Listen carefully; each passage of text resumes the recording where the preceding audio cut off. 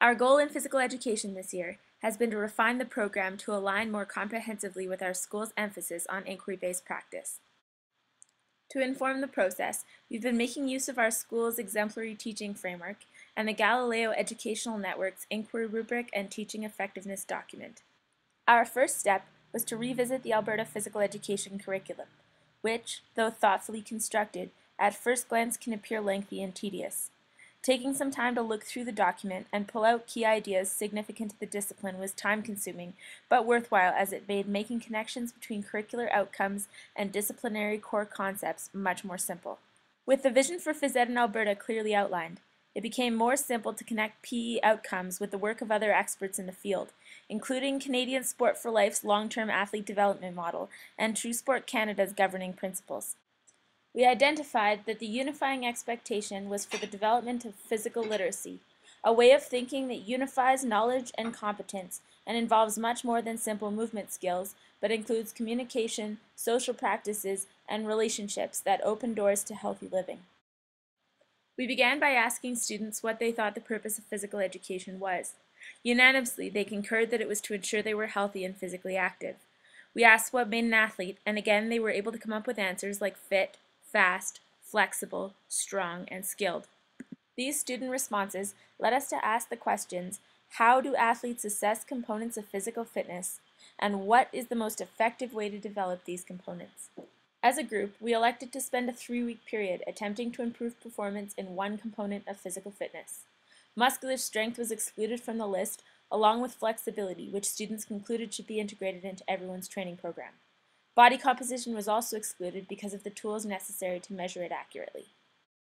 Baseline test results were self-reported and collected using a Google form posted to students' Phys Ed Edmodo page. Students were encouraged to connect with teachers, coaches, parents, to research online, to invent games, and to make use of any of the Phys Ed equipment in order to improve performance. Here is a glimpse into our Phys Ed classroom throughout the unit.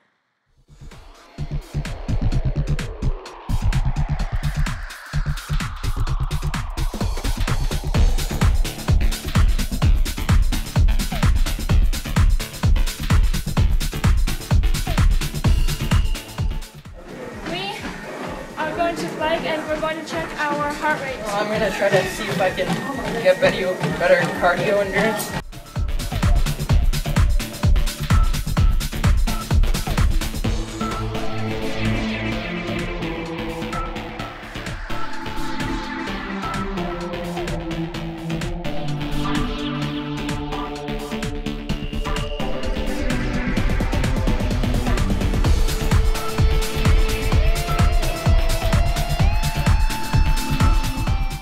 Is it working, the heart rate monitor?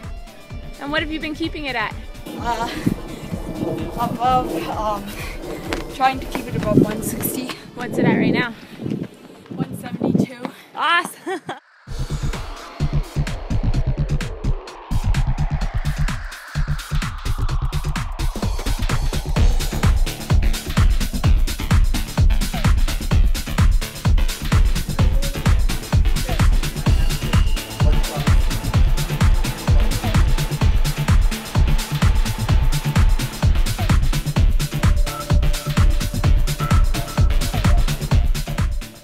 Drop to your elbows and get back up again. Nice.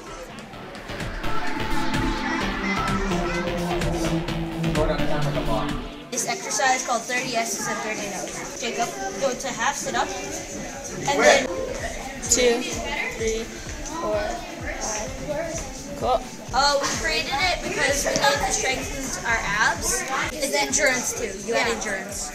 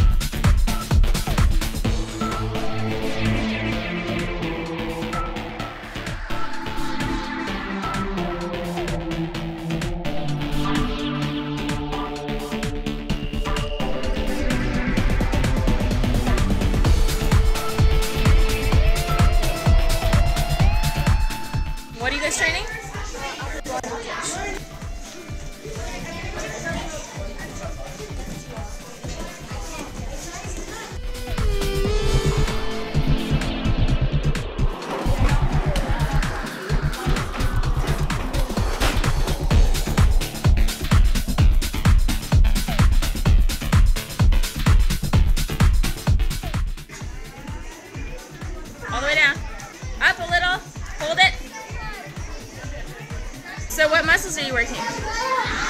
Lower push. Lower body push. Awesome.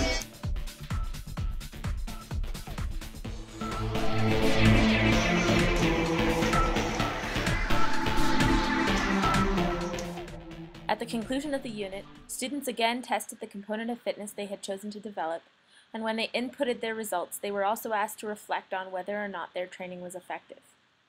The summary of results available from Google Forms gave a clear overview of what areas students had elected to train. We were also able to sort individual results alphabetically by class for quick review.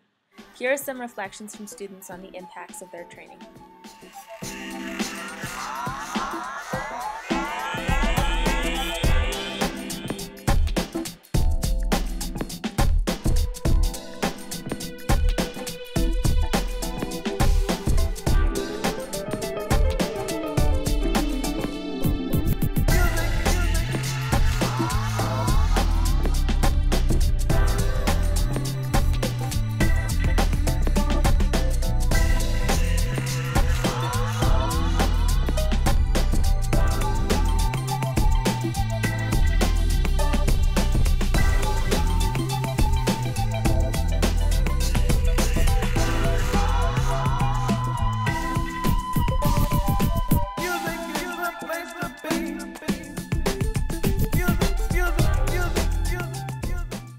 Throughout this unit, students were able to engage in the design, personalization, and evaluation of fitness training specific to their individual goals.